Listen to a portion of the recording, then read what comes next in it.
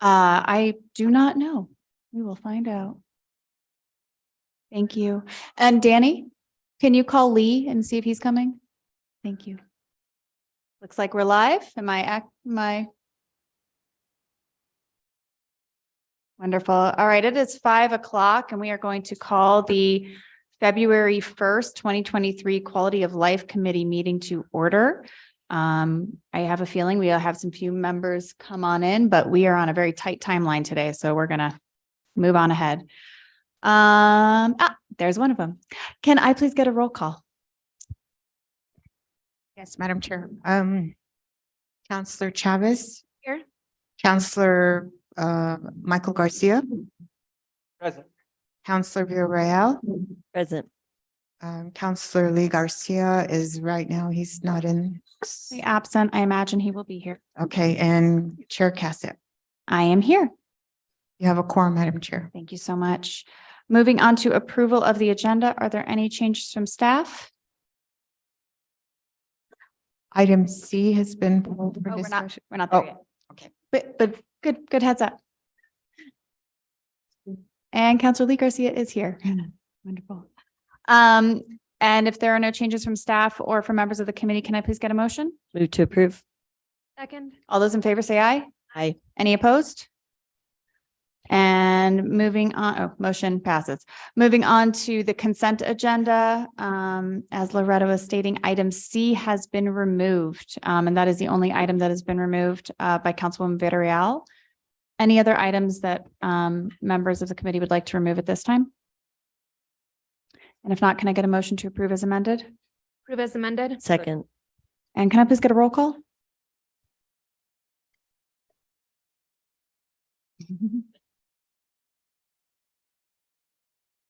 Councillor Chavez, Yes. Councillor Lee Garcia, Yes. Councillor Michael Garcia, Yes. Councillor Rene Villarreal, Yes. Councillor Chair Cassett. Yes.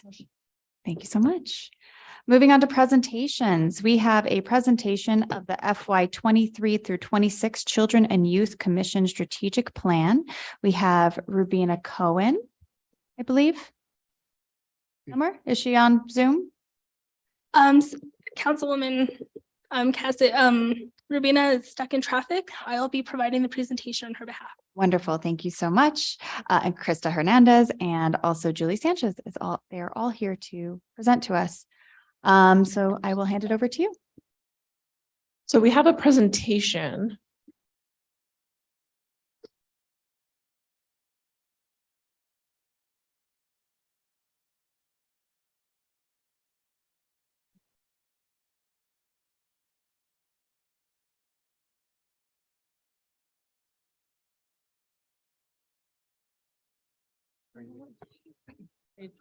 Do you do H?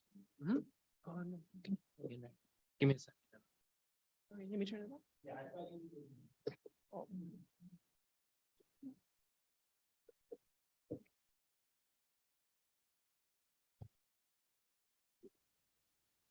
So good evening, Chairwoman Cassett and fellow committee members. I am not Rubina Cohen, so just a heads up.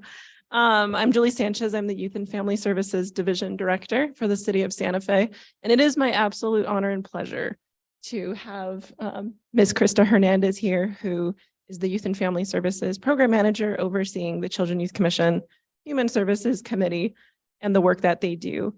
A lot of work has been put into the strategic plan, and I'm really excited to have her speak about the priorities of the Children Youth Commission. Right now, we're budgeting approximately $1-ish million. Oh, perfect. $1,069,888 a year over the next 3-year grant cycle. And so I want to give her the opportunity to just open up the meeting and talk about some of the really exciting successes and some of the other things that she's seen in terms of funding over the last couple of years. So I'll hand it over to her. Thank you, Julie. Thank you, committee members. The past few years, as we all know, have been very memorable, to say the least. Despite the challenges that have arisen with being in a lockdown and staff turnover due to the pandemic, our Children Youth Commission grantees rose to the challenge. From July 2021 to June 2022, 12,449 individuals were served by children and youth grantees. 11,357 of those individuals received safety net services such as access to healthy food, counseling sessions, mentoring opportunities, and tutoring. 1,092 individuals received navigation services for referrals for things such as housing, behavioral health, and access to healthy food. Grantees adapted to the challenges of the pandemic, and in the process, they identified innovative solutions to continue their work. Some of the solutions they implemented include offering telehealth or virtual meetings and hybrid classes to students, hosting resource days for families, leveraging relationships to connect children, youth, and their families to needed resources, prioritizing staff wellness, and creating new databases and tracking systems. The Children and Youth Commission grantees have demonstrated their resilience, dedication, and flexibility during a tumultuous time and continue to serve children and youth and their families. And with that, I'm ready to begin the presentation.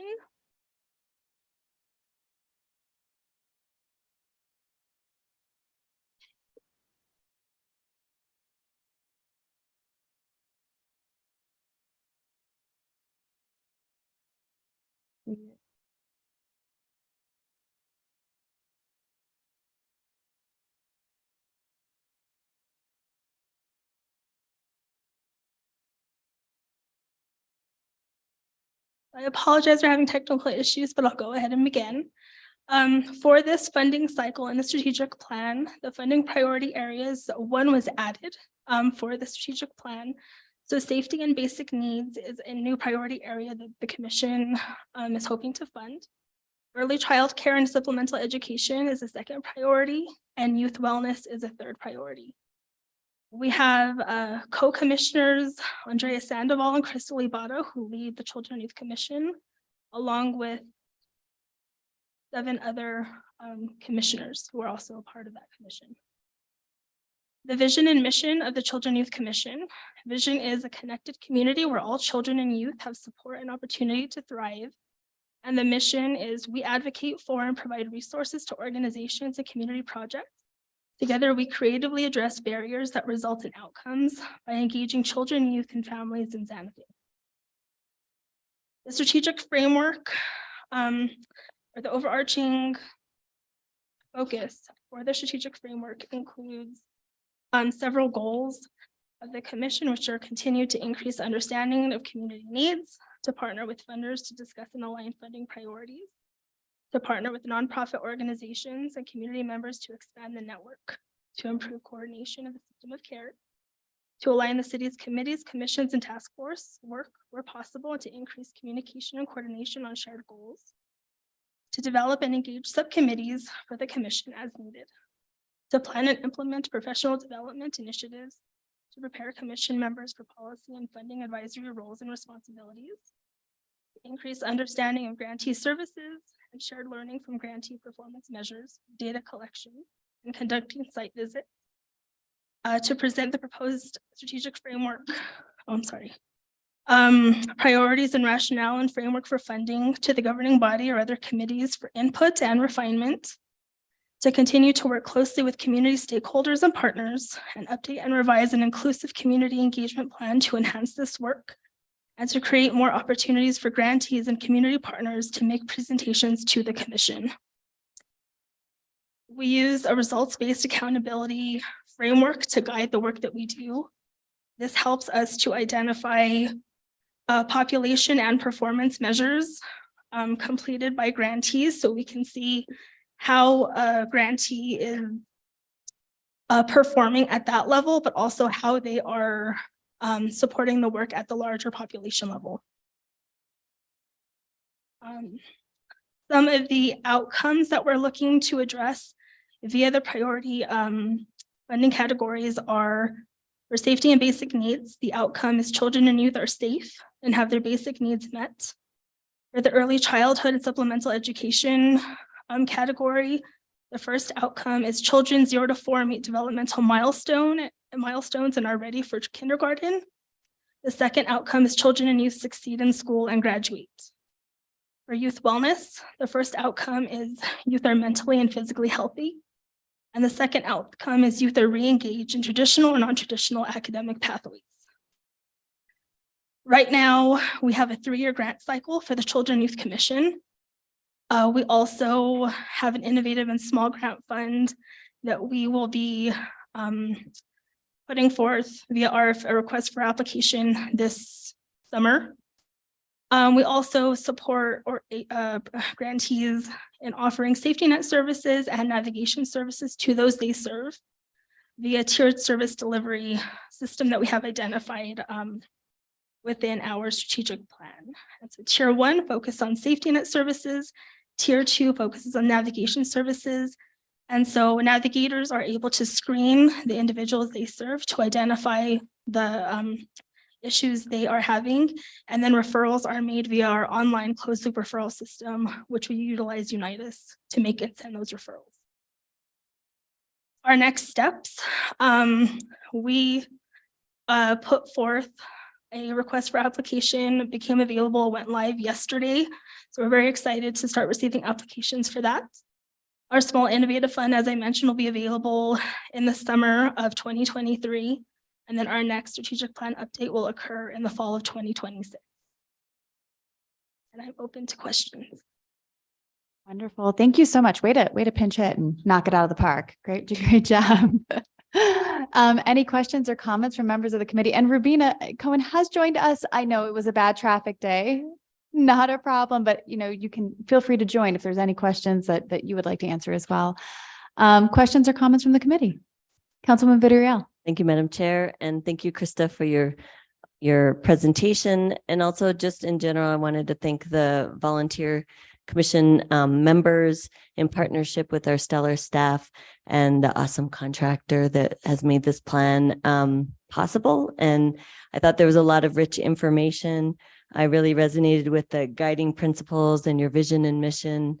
And I don't know, I think most of you know, I'm a grants administrator myself in my other job. And so when I first started on the council, I always wanted to understand how we make our grants processes streamlined and more efficient for the applicants. And I realized there's certain things that we need to do to make sure that that certain organizations are meeting benchmarks. And I was just curious if you could share a little bit more about what has shifted in the years that you all have been doing this grant cycle. And I know that you created that smaller, more fluid grant cycle, but I was curious if you could just say a little bit more about if you've received feedback from your grantee partners about the grant cycle, and if you've made any changes to the process that makes it more user-friendly and less cumbersome. And I was also thinking about, because you listed it in the document about potential ways to do site visits. And site visits are great, but if you're on the other end, it takes a lot of time to prepare and conduct those from a nonprofit standpoint, and they're already strapped with the kind of work they do, especially delivering direct services. So I'm curious if you could tell me more about, ways that you've been more flexible to make the grant process easier for applicants and re-grants, because a lot of these folks are people that we've funded in the past. So someone could share more. Absolutely. Councilor Villarreal, thank you for that question. So we have received feedback prior to this grant cycle. The grant cycle was, I believe, every 1 year, then it changed to every 2 years. Now it's a 3-year grant cycle, and our grantees are definitely grateful to have the opportunity to really carry out the work for a duration of time that's longer than 1 or 2 years, because it does take time to get into the flow of reporting and doing the work. And so they're grateful for that. One major change that we implemented this year is we have actually taken the application online. So it's an online application. It is as streamlined, I hope, and clear. We're not asking for any information that we don't need, that will not help our commissioners to make a funding decision. So it's really what are the essentials of what we need to know to make, a decision on that item.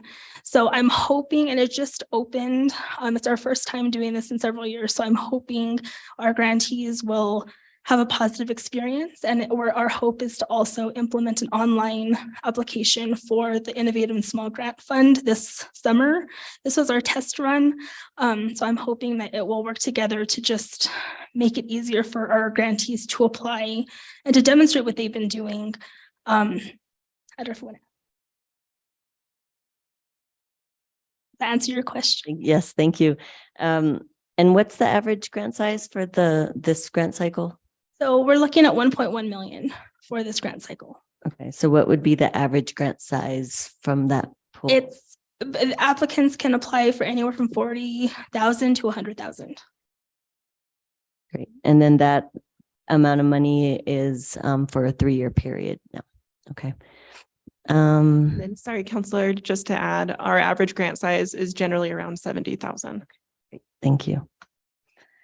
And then there's one just point in the packet I wanted to ask about related to your, let me get to it. The points about the target population served and your actions, and actually, let me back up. It's further. Where is it? It's the matrix that you have. Okay, there it is. Priority indicators. I think it's on page 8 of our packet material and 7 of the document. And it talks about the funding categories and the outcomes you all are seeking, and then the priority indicators. And I was just curious if you could say more about how the priority indicators for youth wellness as it relates to teen pregnancy. The indicators that are listed are percentage of teens pregnant with prenatal care in the first trimester, which is important, and then rate of babies born to adolescents ages 15 to 19. And you're looking at the rates. And I was just curious if you didn't think about how you could support through an indicator young parents that are already young parents, and instead of trying to, obviously we want to reduce the rate of teen pregnancy, but if there are teen parents, why wasn't there a consideration of available resources or educational pathways for young parents to meet their, like educational attainment goals? That is another great question. And so even if it's not listed as a priority indicator, we do have grantees who address that exact population to support youth, young adults who may have a child in getting access to education, to employment opportunities, and anything else to kind of help them not just survive, but thrive in their situation. So it might not be listed, but it is, I don't want to say inadvertently, it is subsequently kind of addressed in that way. Okay. Do you want to add to that? Then, Madam Chair, Councilwoman Villarreal, these are priority indicators because they're actually measured on the local, state, and national level. So then we're able to actually compare what our agencies are doing collectively on how we're actually bringing down those rates. And so these were chosen specifically because they're available via DOH, IBIS, and other data collection platforms. There might be like a subsection of the data collection that's beyond these, these priority indicators that we all will be looking at. So, Madam Chair, Councilor Villarreal, those are actually the performance measures. And so those are kind of the more specific to the agency measures. And those are available based on the contractor. And we actually have a data consultant that works with the agency to develop those performance measures and track them. So like Krista was saying, even though it may not be explicitly listed here, they may be tracking it as an additional measure. Got it. Okay. Thank you. I think that's important to track just because the stigma around teen pregnancy is one thing, and then providing support is another. So I really want us to, I'm hoping that some of the folks that are looking at this issue are also looking at it from a broader perspective. I think I guess the other thing I wanted to ask you is that the data collection, we have the consultants that are there to support. And have you gotten feedback from your grantee partners that that's been helpful to kind of keep on track, or is that just like added another layer for them of work they need to do within their like regular direct service work? Councillor Villarreal, Madam Chair, committee members, yes, we have received feedback. The agencies find it very helpful to track those performance outcomes because they can use that information to apply for other streams of funding. And so we have also switched from quarterly reporting to biannual reporting, just to allow for that extra time to report on what is being done at the agency level. So I feel with that change also, it's not as burdensome as it may have been in prior years. And you said move to biannual? Yes, so in January 15th and June 15th are the deadlines by which they submit those reports. Great, thank you. And I would also add that we are really intentional with what we measure, and we want to make sure that, say, the counties measuring these or other grant funders, potentially, the agency you work with, we want to align. So we don't want to create more work for our agencies. We really want to support them where they're at. Great, thank you. I think that's it. I'm just impressed by the work and excited that we have another round coming up. And I hope you get a lot of great applications and ideas and projects that are coming forth. And is there a way that we can advertise that? How do you all advertise the grant opportunity? Thank you, Councilor Villarreal. Committee members, we have posted a notice on the Santa Fe, New Mexican, the Albuquerque Journal. It was sent out via constant contacts to anyone who's on the City of Santa Fe email list. And I also send out the information to our current grantees and a list of grantee or of interested agencies who would like to apply for these funds. Great. Can we get it on social media too? That would be good. Absolutely. Okay, thank you. Great job, everyone involved, and thank you all for your important work. Thanks, Madam Chair. Thank you, Councilwoman. Any other questions, comments from members of the committee? No. Regarding advertising, I know that I think Santa Fe Community Foundation, they have like their newsletter with that giant list. Are you guys on that one too? Madam Chair, no, we are not, but I will email them tomorrow to request to be added. Wonderful. That'd be great. Thank you so much. And thank you all for your work and really, really important and challenging work in this community and in the community and very needed. And, as Councilwoman Villarreal, she has a lot of experience with the challenges of grants of both the agencies as well as the funding agencies and finding that balance. And I really appreciate the work that you all have done to both make sure that the money is being used effectively and judiciously, and also make it easier for these partners to actually do the work, because the work is really hard on top of all the paperwork. So thank you for striking that balance. Thank you so much. Thank you. All right, moving on to the one consent item that was pulled. This is request for approval of mid-year budget amendment resolutions, BARS, utilizing FY22 prior year gross receipts tax revenue above budgeted estimates to fund a package of priorities that includes contracted services to alleviate unsheltered homelessness, vehicles and equipment for park rangers, encampment cleanup, salary adjustments to improve recruitment and retention of Parks Department employees, and relocation of city offices from Rail Yard Market Station totaling $2,119,290. Director Oster is here, as well as a variety of staff who will introduce themselves as needed. Councilwoman Villarreal. Thank you, Madam Chair. For those of you that aren't on finance, we talked about this, and I think the majority of us, not all of us, but felt like the packaging here was a little hard and tenuous to kind of dissect.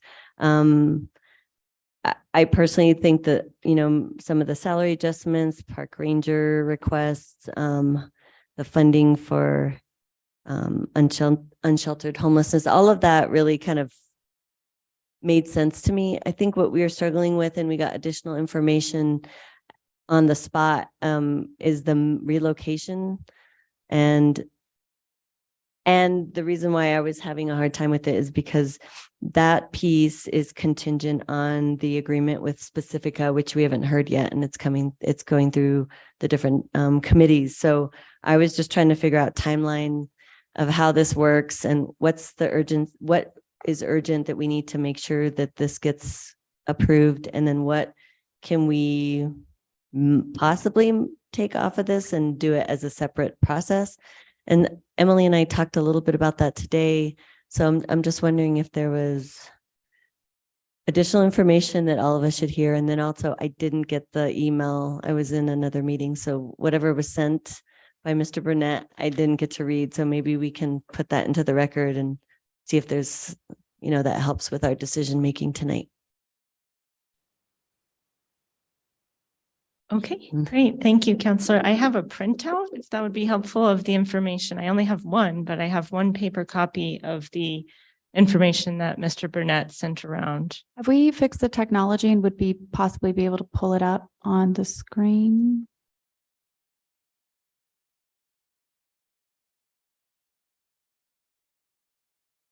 Ben, can you hear me? Can we put this up on the screen for her?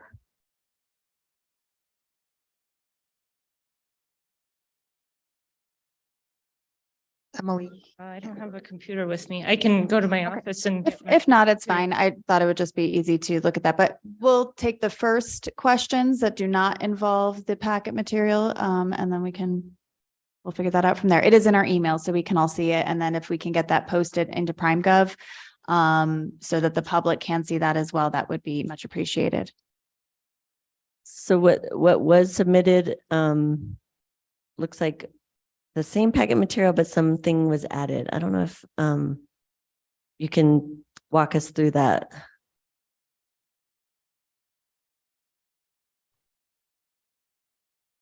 Madam Chair, Councilor Villarreal, basically what I sent out was more or less the original memo. I just expanded upon it, provided more background information on, sites we had reviewed and assessed for potential locations to move staff to, a little bit more information about costs, a little more information related to the process ahead of us for preparing for and executing the move.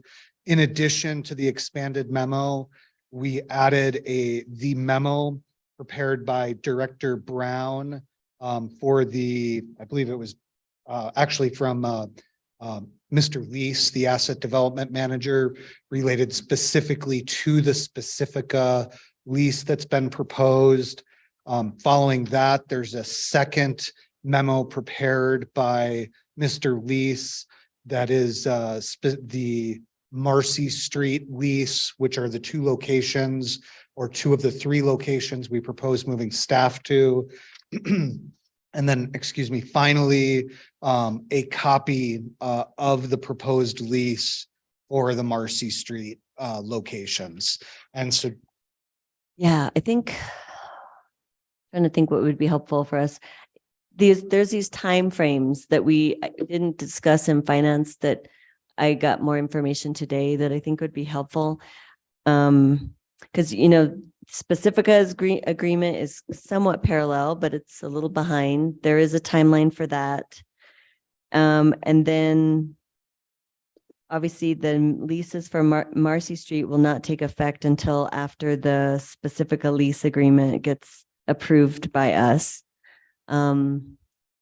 So let's see. yeah. And then there's a need for renovations to be made at Monica Roy Ball that need to happen before we move in there. So there's a lot of timeline things that I think I wasn't aware of, and that I think it would be helpful for you all to explain a little bit more about how this works. Because part of me wanted the Specifica requests to be in a separate request, only because that's a totally different agreement than what the requests are for the bar adjustments that the other departments are requesting. So I think that's what I was having a hard time with. So I don't know what's the best way for you to like, there's a lot of different things, moving parts here. So Absolutely. Chair, Counselor Villarreal, I think the best, let me just start with a little context related to the various pieces. So Director Brown's office is currently working on bringing the specific lease through the process. By nature of that particular lease, it begins with a resolution and then goes through a series of committees and will finally arrive at governing body, I believe on the 8th of March. of March March. Yes, thank you. We have decided to try, we have coordinated with the owner of the Marcy Street property to allow us to wait until that same period of time to execute a lease for the Marcy Street facilities. And so we plan on having those two leases move through the process simultaneously. Once we know Specifica is approved by the governing body, at the same time, the Marcy Street lease would be approved. And then on the 9th, we could execute that agreement with Oberstein Properties and begin the process of preparing that space to move in. Kind of a third piece that's separate from all of that is the bar or the portion of the bar before you tonight, which is this $600,000. That's separate from the lease process itself and is important to the facilities division because we have a very specific timeline to prepare for the execution or prepare for the transition out of Market Station. Because of just the process procurement in 2023, challenges of securing vendors, challenges related to ordering materials, puts a strain on us to be able to meet the needed deadline. And so we requested the ability to execute the bar in advance of the leases so that we could begin the contracting process, locking down vendor schedules, beginning the process of procurement and beginning work primarily on Monica Roybal in preparation for moving people out of Market Station. So it's kind of this secondary project that grew out of the two lease projects that, kind of preceded all this. Does that help? Yeah, I think it helps, especially folks that hadn't heard of the discussion on Monday. I think, but do you understand why we felt like it's messy? This is really messy for us. Chair, Councilor Villarreal, I can understand the confusion and my apologies for contributing to that. Well, I think it's like, I know that staff wanted to do like agendas that were manageable with not a bunch of requests. So I understand most of it being packaged together. The Specifica one was hard for me, especially because we had meetings with Specifica more than a year ago about the potential for a partnership and they're wanting to move forward quickly. And that was a year and a half ago. So maybe Rich Brown can tell us a little bit about why what the delay was. I mean, that relationship had been kind of already in process. I know there was some negotiation requirements, but I guess I was just trying to figure out why it took so long to get to this point. Madam Chair, Councilor Villarreal, it's a very good question. It's taken so long because we've been trying to find a home for the staff that's at Market Station. It has taken us almost a year to find space to put the staff that they would have efficiency of their work, and we can align it to Specifica's needs to get into this expansion. So I think Mr. Burnett sent a memo around earlier today that shows all of the locations that we've tried successfully and unsuccessfully to get to over the course of the year, and Specifica being quite patient with us to find a space for us to land. And so we've now come up with the Marcy Street locations and Monica Roybal as part of it, but to be as a spot so that we can efficiently sign the lease with Specifica so they can make their expansion. What's sort of important and urgent to us is that the expansion of a Specifica could sort of fall into pieces if we do not help Public Works with this pre-funding to get the work done prior to us signing leases with Specifica and signing leases with the locations to move to. So we apologize that this has become messy and bundled because it is a little different from the other bar requests that are there. But I think the finance department was trying to be efficient by giving you one packet versus 9 over the course of time. And this just all came into once. We were negotiating with the Specifica legal team in London and New York and here in Santa Fe over probably the last 6 weeks to get the lease done. We've finally got it done. And so there is a sense of urgency, and that's kind of where we are. There's a view on the screen here. You can see all the places that we've looked at over the course of a year to find the right spot for the number of people. And I commend Public Works Department because they did engage a group to help with space management. We work, through now we're flex time, telecommunicating, et cetera, et cetera. And so it's been a tough time to get to the right spot, but I think we do have what we believe are the right choices for us for right now. Keeping in mind, it is probably temporary. We're saying less than 5 years because in previous conversations we've had with the council here, I forgot who mentioned it, but someone said, have you thought about in your Midtown redevelopment building a civic center? I think it was Mr. Garcia that brought it up. And we said, yes, it's on one of our lists. And so the Public Works Department is in the process of doing a feasibility study on that civic center. And we are concurrently, talking about messy, we're concurrently looking at a land swap with the state so we can use some of the state land that we swapped to make that happen. So this is a temporary move, but we'd like to consolidate all of our staff at some point. And that move is also considering, you said flex time hybrid and potentially Space management wise. right. So like floating offices. So maybe people actually have not their own, but you share. Exactly. And some folks get to stay home and Exactly. We've Hard to- scaled down some of the space management using the consultants at the Public Works Department. They interviewed us and interviewed the people that are there and figured out the space management tying into all of that. and Specifica's waited. They were ready to go and they decided to wait. Yes, and if I could add, Council Villarreal, in the spring of last year, or summer of last year, a venture capital firm from London who owns a mass portfolio of pharma companies came to them with an investment. And we were a little frightened because we thought they're going to move them to London or to Boston. And they were able to negotiate staying in Santa Fe. And so they are probably watching from afar right now as to the status of what this is going to do. But they have, they were very tough in the negotiations for the lease, but they are ready and willing to expand in the rail yard. And it's exciting. There's a lot of extra benefits that come with this expansion. The economic impact is great. If you think about, this is a pharma company, we have a whole biotech sector, and this company in its expansion could go from hundreds of thousands of dollars in GRT to millions over the next 10 years. So that GRT money comes back to the city. We could use it for all kinds of things.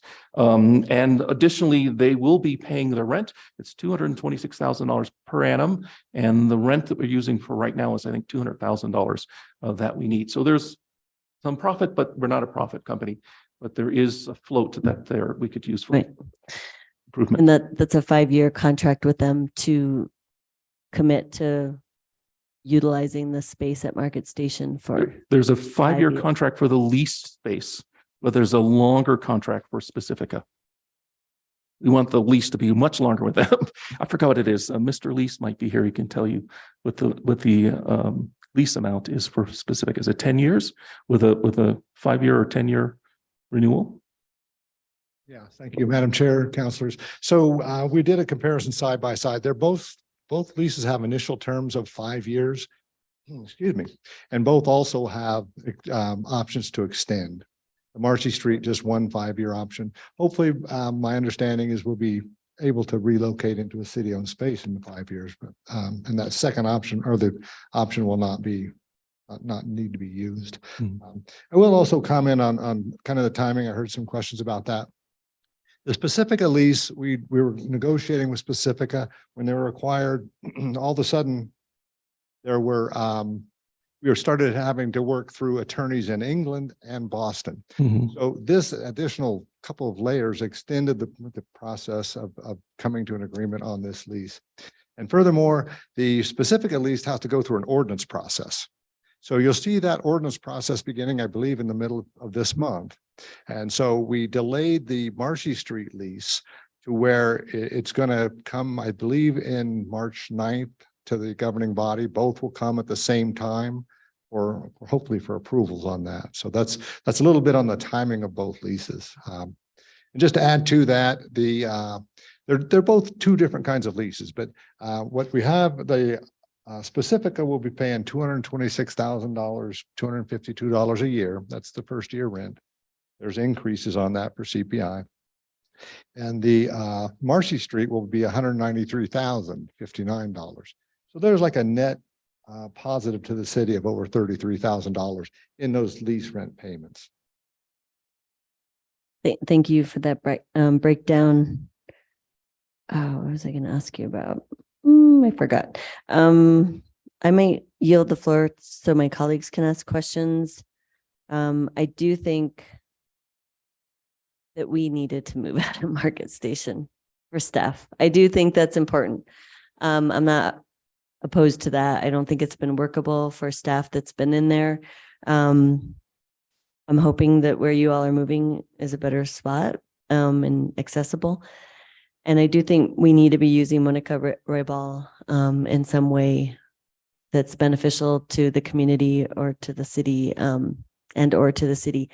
I actually think that converting Monica Roybal for parking for the parking department or division is extremely important. I get so many complaints about inaccessibility to the parking department right now, not just the time when they're open, but just where it's located, getting to park and trying to find ways to pay your fines, et cetera, or get information. So I think that is a good plus for us, for Monica Roybal. I'll yield the floor for now, see if my colleagues have any questions.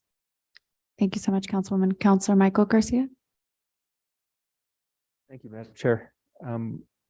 Thank you, Councilwoman, for asking some questions that I had. And thank you, Director Brown, for answering some of my questions earlier, and Mr. Burnett, and for providing the list of the spaces we looked at. So it's looking at, we're renting at space, in particular, the Marcy Street space at $28 a square foot. I just did a quick search to see what was available at this moment in time across the city, and seemed like there were a couple of additional options in the city that could meet our needs at $18 a square foot. And I didn't know why we didn't do an extensive search, because we looked primarily at Midtown. I'm just going off of the list you provided, Mr. Burnett, and then immediately downtown surrounding areas.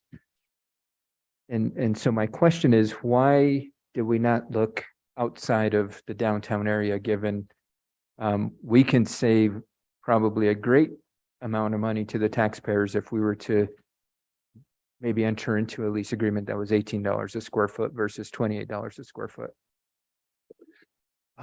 Chair, Counselor, the decision to shift our focus downtown is the decision was made.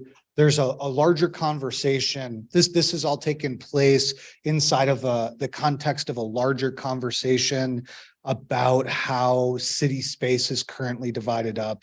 And a big part of that conversation is related to the inefficiency of having an unconsolidated network of buildings throughout the city that creates an inability for department directors and individual department staff to be able to interact with the various departments housed at City Hall, and kind of the inefficiency not only to staff but also to the taxpayers with having staff constantly driving around town executing their duties.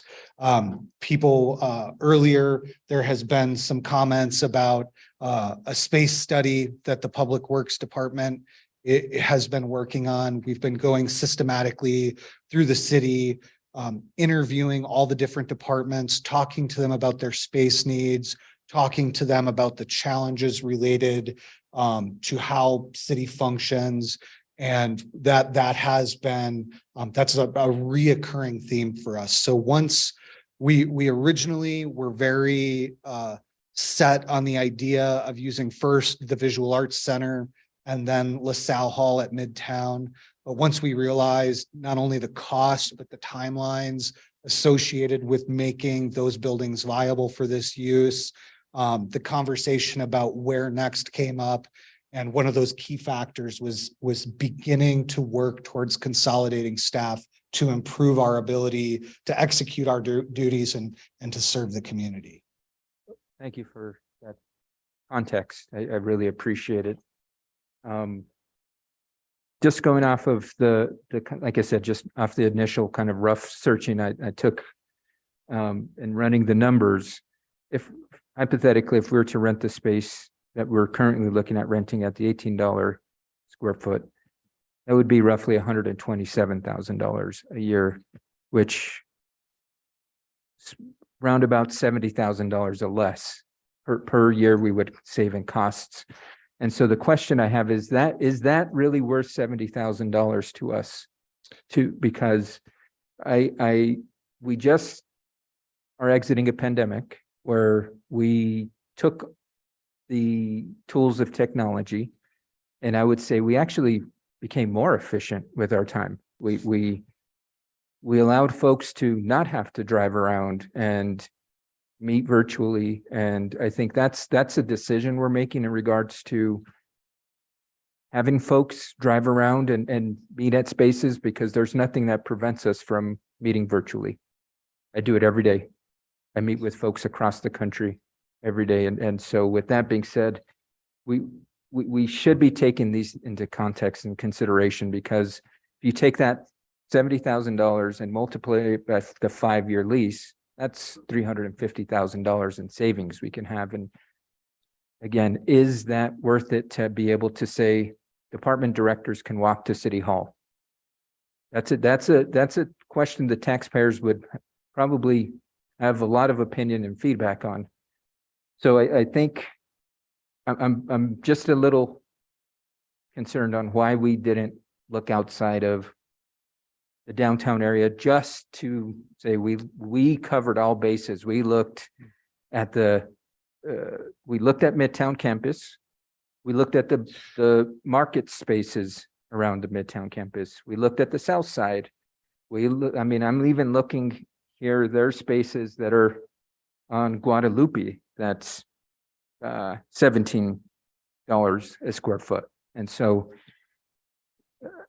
I'm just a bit concerned on how we're just going at this. I know that the folks we're getting into a contract with at Market Street will pay for the relocation costs, et cetera, but looking at the estimates, that's going to only cover $500,000 of the $600,000 proposed cost. So there's another $100,000 that's going to come at the taxpayer expense. I agree with Councilwoman Villarreal looking at a more accessible permanent space for our parking division. It's been a challenge for prior to market. When it was at Federal, it was a challenge there. And I think we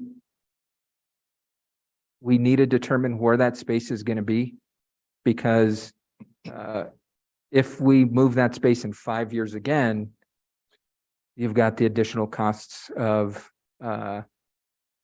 rebranding, reprinting everything when somebody's got to pay a ticket, because, and I saw it firsthand. First, folks would show up to Federal Place a year after City Hall or city business relocated to Market Street. They're still showing up to Federal to pay their tickets. And so if we're going to make this a permanent location for, I guess that's my question, are we going to make Monica Roybal a permanent location for parking, or is it just temporary until potentially a new civic service center is built? Madam Chair, Councilor Garcia, as far as the parking division, I'll let others answer that one. I would like to offer some context to the lease rates you're talking about. Sure, absolutely. You brought up $17 a square foot, and this Marcy Street lease is $28 a square foot. You need to be careful. For example, in the rail yard, before we entered into a lease with Pacifica, we had that appraised for a fair market rental value. What we were looking for is what's called a net lease. In a net lease, the tenant pays all expenses. So they pay for the janitorial, the gas, all expenses are paid by the tenant. And that appraised at $19 a square foot. So at Marcy Street is what's called a full service lease. They are paying everything. They're paying the energy, they're paying the janitorial, they're paying everything for us. So that was $28 a square foot. And so the difference there is approximately what, $9 a square foot. My experience at the state, we did hundreds of RFPs for leasing space, and the requirement there with the state on a lease was they would, any proposals would have a base rent and operating costs. And $9 a square foot is not at all out of line, for operating expenses that would cover the whole state of New Mexico. So it might be a little bit more here in Santa Fe, but so I understand where you're going. You're seeing $17 and $28, but we have to make sure we're comparing apples to apples. In this case, there may be two different types of leases. No, I appreciate the context, Mr. Lease. Speaking about the leases, no pun intended, or maybe pun intended. But again, that's where just wanting the context around the spaces we're looking at, because if this is a short-term move, I would hope we would try to get the most bang for our buck, so to speak, because we know that, as the Jefferson's theme song went, we're moving on up, we're moving on to a brand new service center, and we're saving our money for that space when we move in. So thank you for providing that context. I really appreciate it.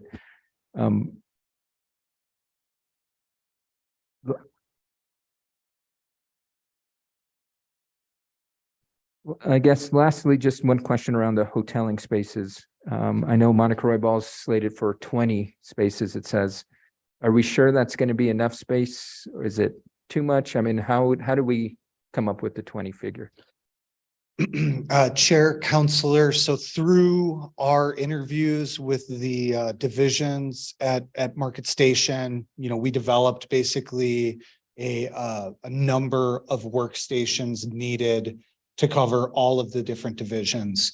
And that is how we came up. I think it's actually, I believe, for some reason, I remember it is 2 blocks of 8, so 16. I could be wrong. It may be 20, but that's how we came up with that specific number. We knew we had enough to cover the staff we needed to house, and that we would also have some additional space, because throughout this whole process, the city workforce continues to grow and change. And so we know that we'll have some unforeseen staff members we'll need to account for as well. And so making sure we had additional spaces for the, unexpected guests.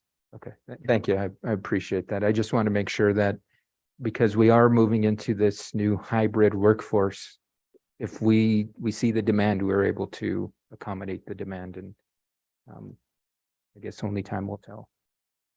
I guess my last question around the space, in particular the Monica Roy Ball Center, prior to the pandemic, it provided a critical service to our community in providing youth programming for our youth. It provided that service for decades. It was a critical component in ensuring that parents can work and know that their kids were at a safe space. And now with this move, we're taking away that option for Monica Roy Ball Center to be open back up. And so my question is, are we as a city, I don't know who this is directed to, but are we as a city looking at a space to provide those critical services again to the community? We saw the demand last summer through the programming provided at GCCC. The demand is not going to go away. It's only going to get more increased. And to have one less service that is in high demand is very concerning to me.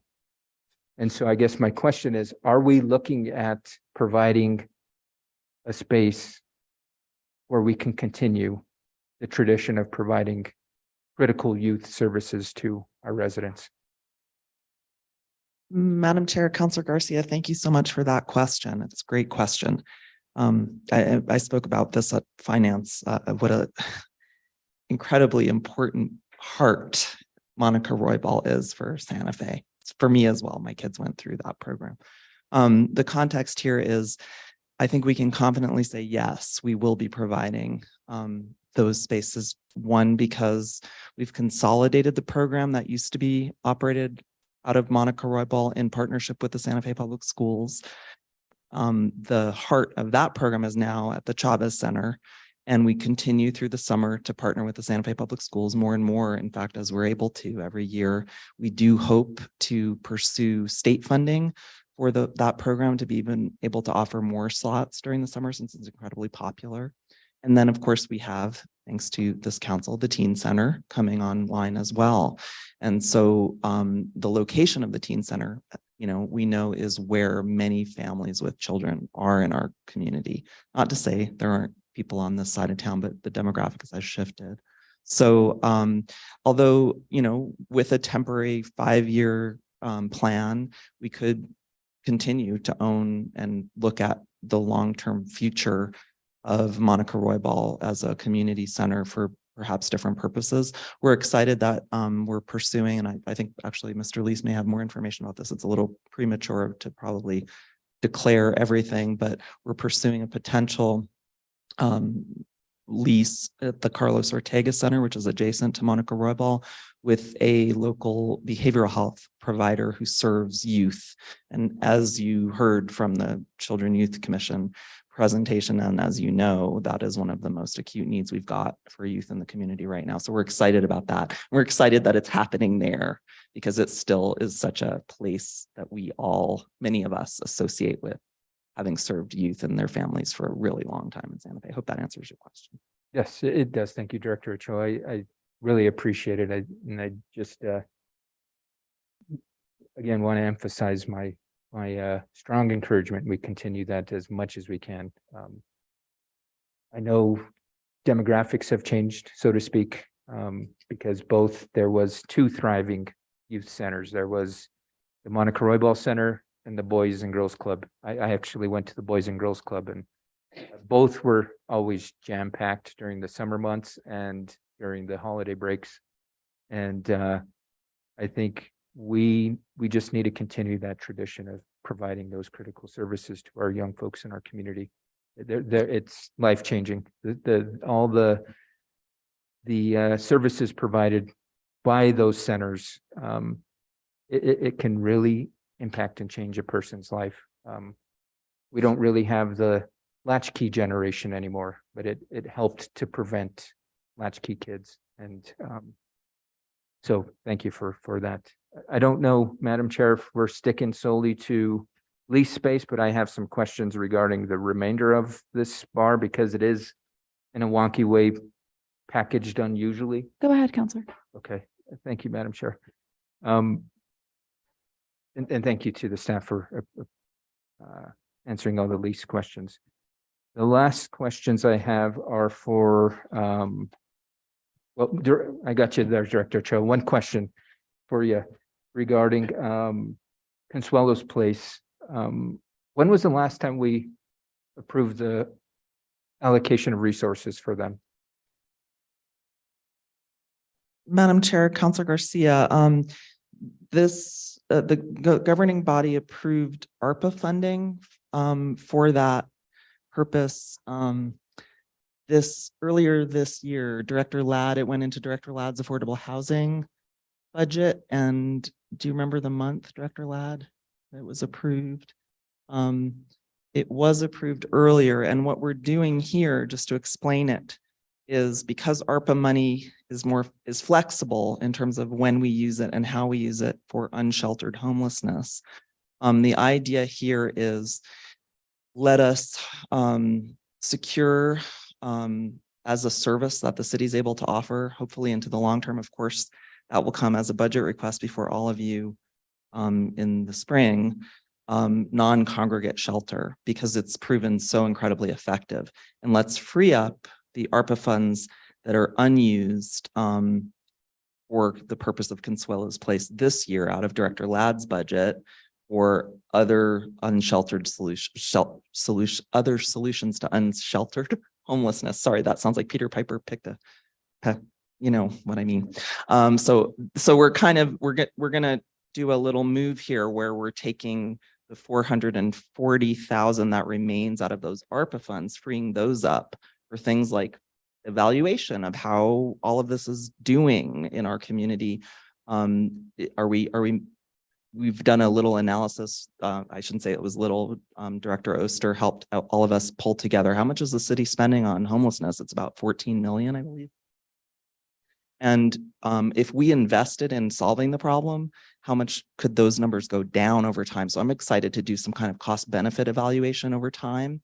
But also just, you know, Director Sanchez and her team are looking at things like diversion programs. We know, I'm sorry, I shouldn't go on a soapbox about solutions to unsheltered homelessness, but it's exciting to think, well, we have ARPA and we can do something that's maybe a pilot or a one-time to see how we can impact this really important problem. And we can maybe use our general fund dollars, which thankfully we have surplus, to continue to fund Consuelos. And I will come forward and ask for more for this again. This will be my request in our next year budget, and I'll let everybody know I'm doing it because I think it's such an important thing to continue and invest in. I hope that answers the question. And Director Ladd, did you want to add any detail to that? Thank you for, no, you hit the question, the nail on the head. I think I just remember us approving resources and you clarified we did, and it's kind of shifting some around. So thank you for that. My other questions are regarding parks. So Director McDonald. And I do see we have some of our Ranger team here with us. So thank you for your service.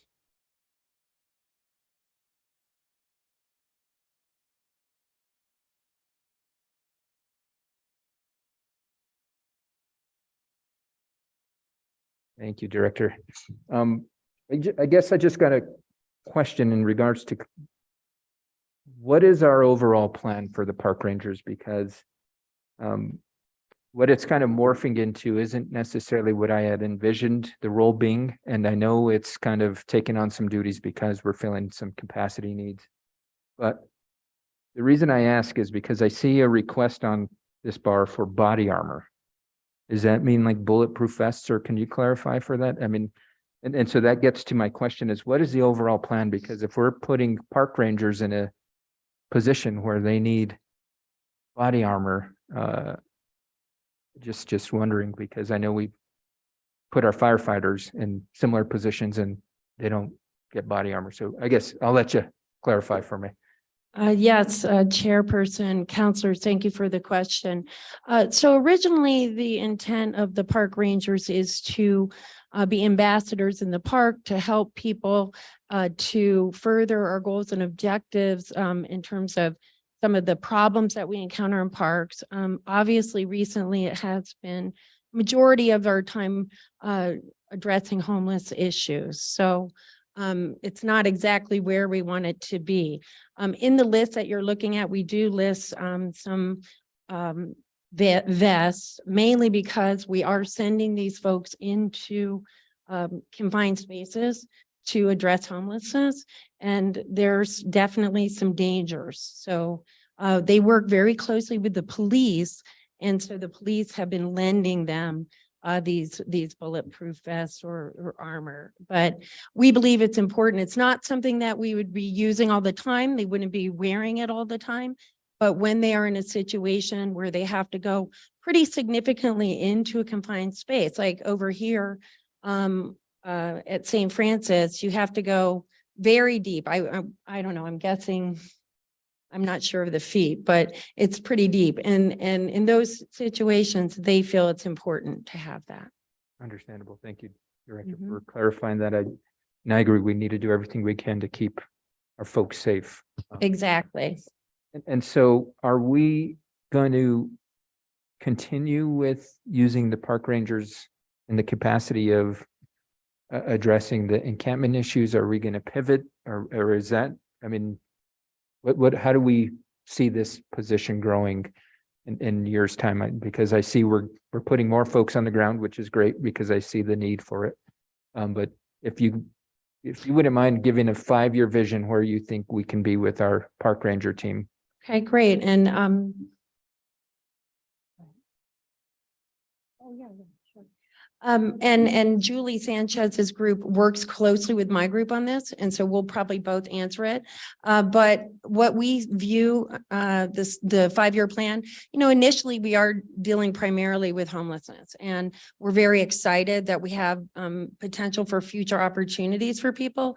So from our vision, we're going to continue to assist in positive ways to help people get into the right fit for them, and also send the message that where we want them to go versus allowing them to be anywhere in our city. And right now that's taking up a lot of time and funds, but we'll be able to see that going down. So that will always probably be a component of this. And we originally anticipated this being about 65% of a park ranger's time. And, hopefully we'll get there.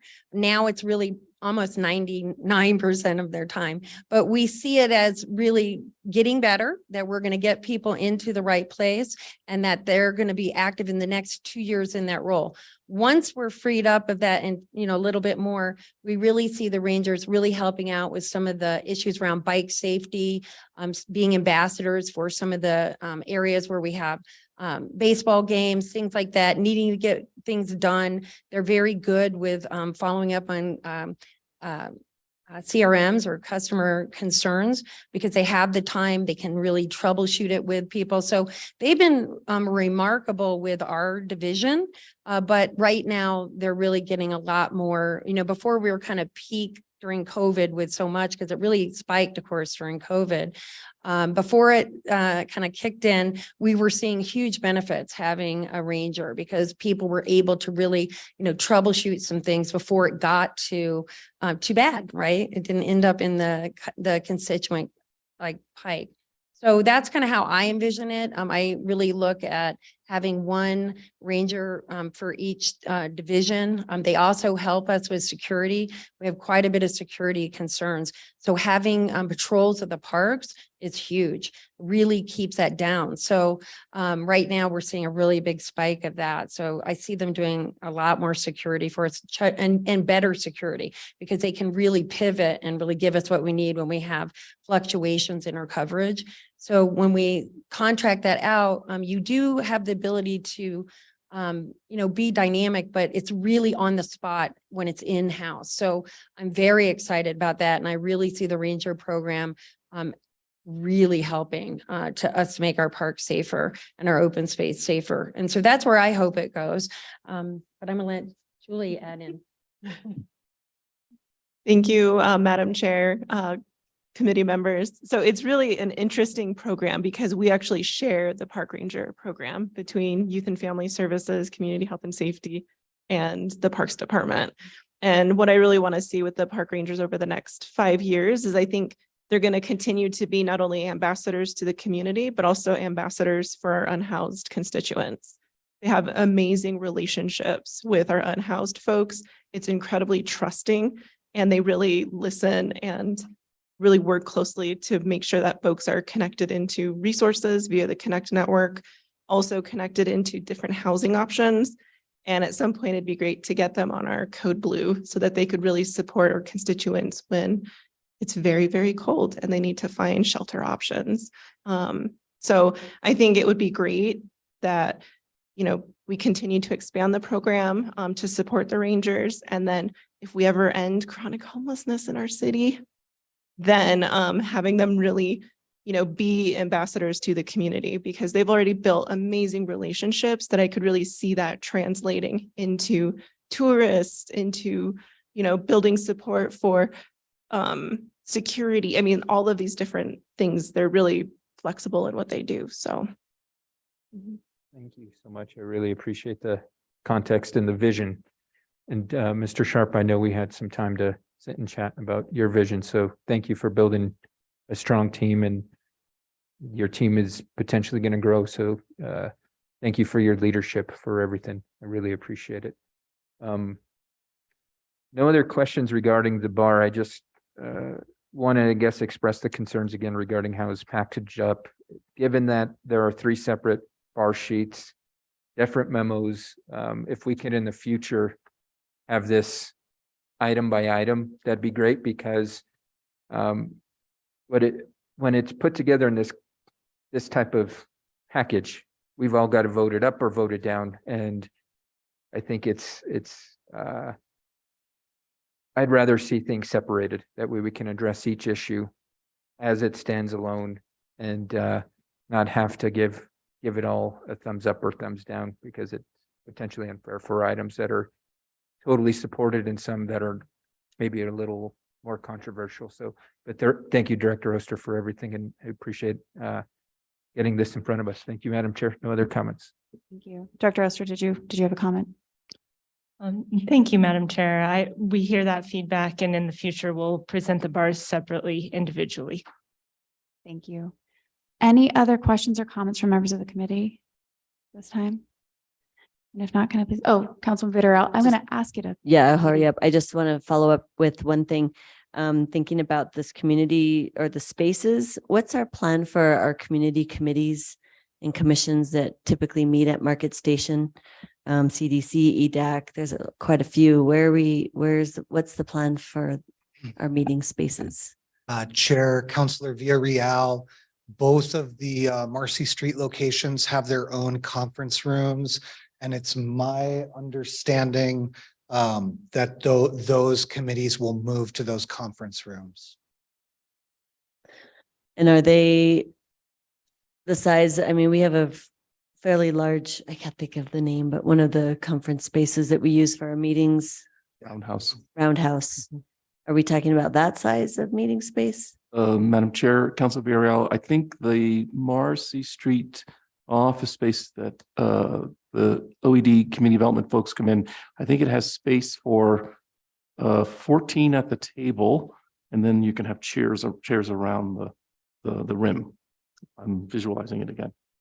And technology. And the technology, yeah. We'll make sure the technology is there.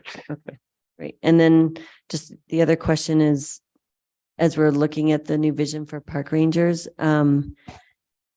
it sounds like there's a need for other kind of training for you all. And I guess if we're talking about safety and protective measures, are you all planning to do like de-escalation trainings then? Or restorative justice trainings with the staff? I'm sorry, I'm having a little trouble hearing you. What kind of training? Well, I was just thinking just de-escalation Yes. or restorative justice trainings. Well, Julie's group has already been doing that training with our park ranger, because the 2 park rangers that we have and the 3rd coming on are out of their group.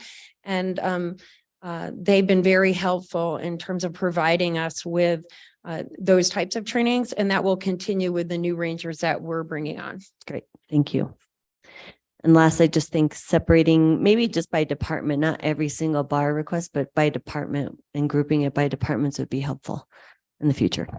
That's all. Thank you, Madam Chair.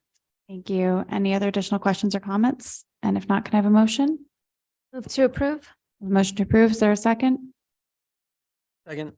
Motion and a second. Can I please have a roll call vote?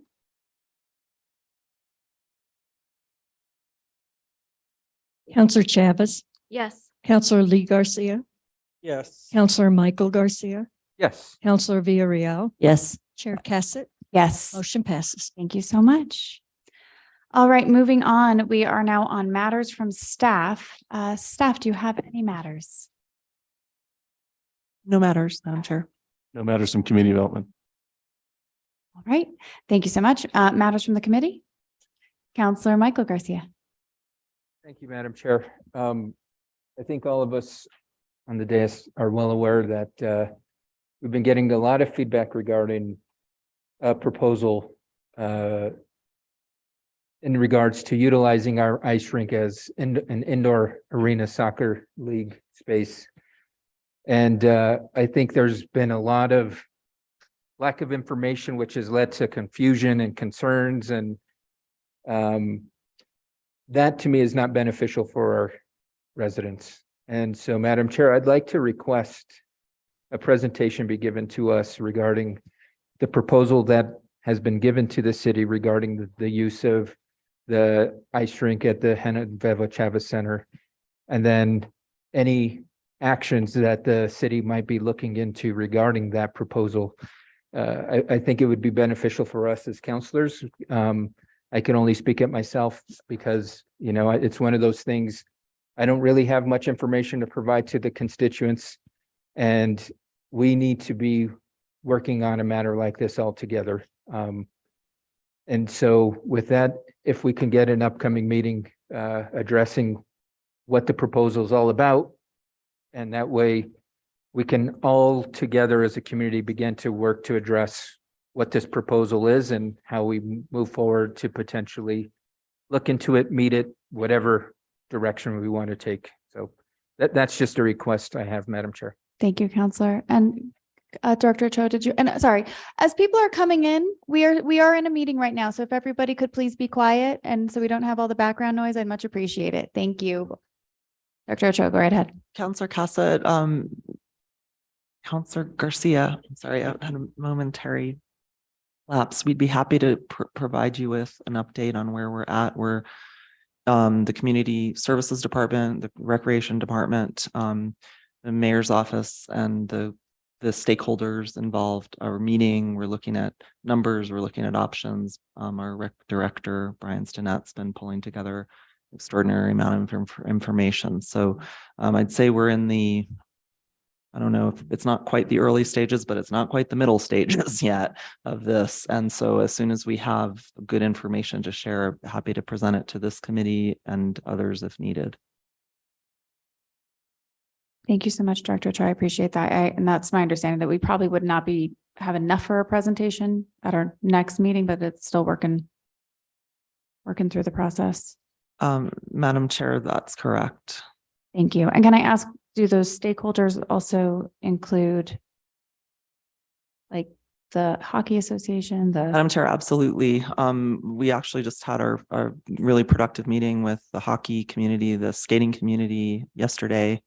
And we will be having more meetings with them, including the soccer proposal and the folks that are proposing that and bringing the two together, which is, you know, the best way to talk about it. And we're happy to communicate all of that to you all so that you have better information to give your constituents, because the information that's gone out is not accurate. Thank you, Director Cho. I really, really appreciate that work. And thank you, Councilor Garcia, for bringing that issue up. Any other matters from the committee? Matters from the chair, I have none. Our next meeting is Wednesday, February 15th, 2023 at 6:18. We are